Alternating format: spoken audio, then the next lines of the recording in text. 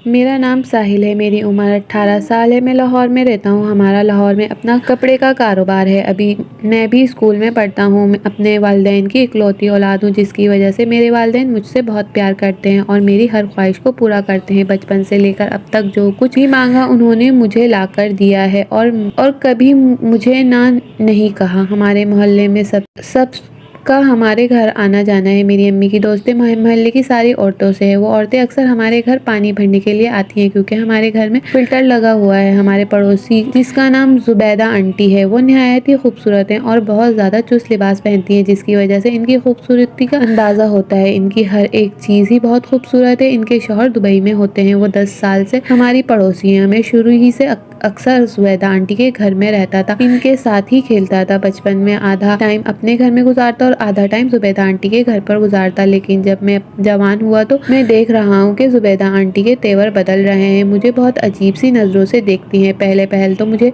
ये सब कुछ बहुत अजीब लगा, लेकिन कुछ वक्त बाद मुझे अंदाज़ा हो गया कि ये सब कुछ क्या है, क्योंकि मैं बच्चा नहीं था। मैं चीज़ों को समझता था और जुबैदा आंटी तो मुझसे भी बड़ी थी। वो इन चीज़ों को खूब समझती थी। अब जब वो हमारे घर पानी भरने के लिए आती तो मुझे ही देखती रहती और जैसे वो अपने आंखों से मुझे कुछ इशारे कर रही हूँ। अक्सर वो मुझे फोन ही कर दिया करती कि साहिल, मुझे पानी तो भर कर ला दो। जुबैदा आंटी के पास मेरा नंबर था, क्योंकि मैं शुरू से इनके पास रहा था। इसमें कोई खास बात नहीं थी, लेकिन अब तक आंटी को कहीं भी जाना होता तो मुझे कहती, चल साहिल, बाइक निकाल, और मेरे पीछे बैठ जाया करती। एक दिन मैंने अम्मी को कहा कि मुझसे जुबैदा आंटी के काम नहीं होते, तो मेरी अम्मी ने थोड़ा गुस्सा होकर मुझे कहा, बेटा देखो, जब तुम बहुत छोटे थे तब से जुबैदा आंटी तुम्हारा ख्याल रख रही हैं और अब तुम बड़े हो गए हो। अगर तुम कुछ कह देती हैं तो बुरा मत मनाया करो। तुम अभी भी इनके लिए बच्चे ही हो, इसलिए वो तुम्हें अपना बच्चा समझकर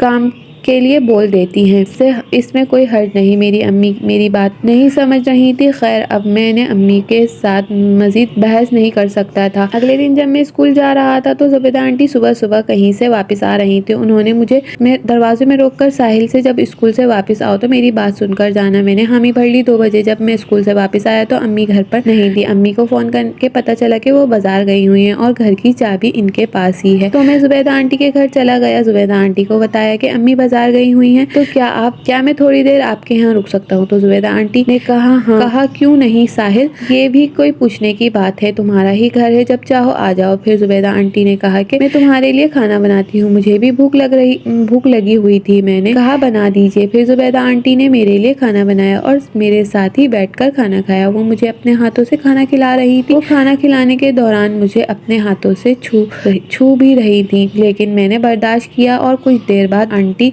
के साथ बैठा रहा। फिर मैंने आंटी से पूछा, आंटी आपको क्या काम था? आपने मुझे बोला था। जुबैदा आंटी ने मुझे बताया कि साहिल, मुझे अपने लिए कुछ कपड़े लेने हैं।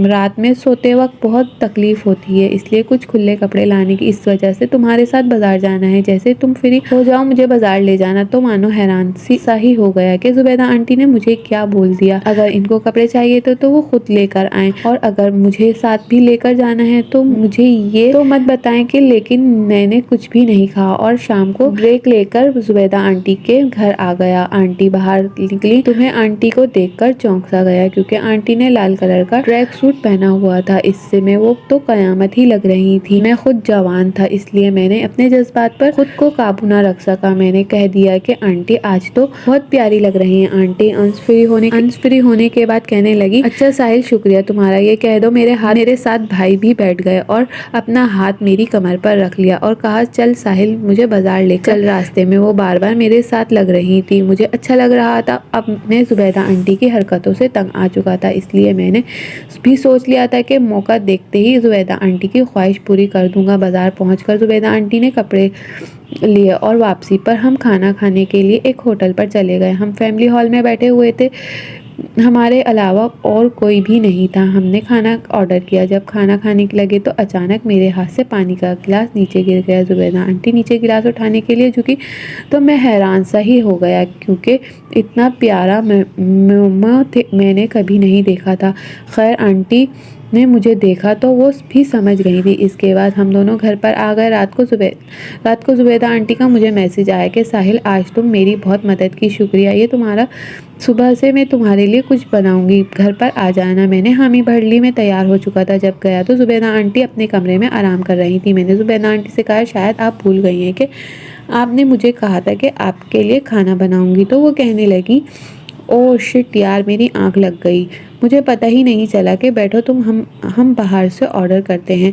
मैंने कहा, नहीं नहीं आंटी, इसकी क्या बात है। आंटी कहने लगी, नहीं साहिल, तुमने मेरी इतनी हेल्प की है, मेरा इतना तो बनता है। फिर आंटी ने मेरे और अपने लिए पिज़्ज़ा ऑर्डर कर दिया। इतने में मुझे अम्मी की कॉल आई कि बेटा, तुम्हारी खाला की तबीयत बहुत ख़राब है, इसलिए मैं तुम्हारी खाला को पता करने के लिए इनके घर जा रही हूँ। आज रात में घर नहीं आऊँगी, तुम जुबैदा आंटी के घर ही रुक जाना। मैंने ये सुना तो मेरी तो मुझे मौजें हो गई। मैंने कहा, नेकी और पूछ पूछ। मैंने कहा, ठीक है अम्मी, जैसे आप कहेंगी। मैंने जुबैदा आंटी को बताया कि जुबैदा आंटी मेरे से भी ज़्यादा खुश थी। कुछ देर बाद पिज़्ज़ा आ गया और फिर हम दोनों ने बैठकर पिज़्ज़ा खाया। इसके बाद मैंने और आंटी ने मूवी देखी। फिर हम दोनों सोने की तैयारी में लगे हुए थे कि आंटी ने कहा कि साहिल, तुम मेरे पास ही लेट जाना। मैंने कहा, ठीक है। रात को 2 बजे मैंने हल्की सी हरकत की, लेकिन कोई जवाब नहीं मिला। फिर मैंने दोबारा हरकत करना शुरू कर दी। आंटी की आंख खुल गई और कहने लगी, साहिल क्या कर रहे हो। मैंने कहा कि वही जो आप चाहती हैं। वो कहने लगी, तुम्हें क्या लगता है मैं ये चाहती हूँ। तो मैं डर सा गया। अगले ही लम्हे मैंने हिम्मत करके मुंह में पकड़कर कहा कि तो यही चाहता हूँ कि मुझे जवाब मिला तो इंतजार इसकी रात का। फिर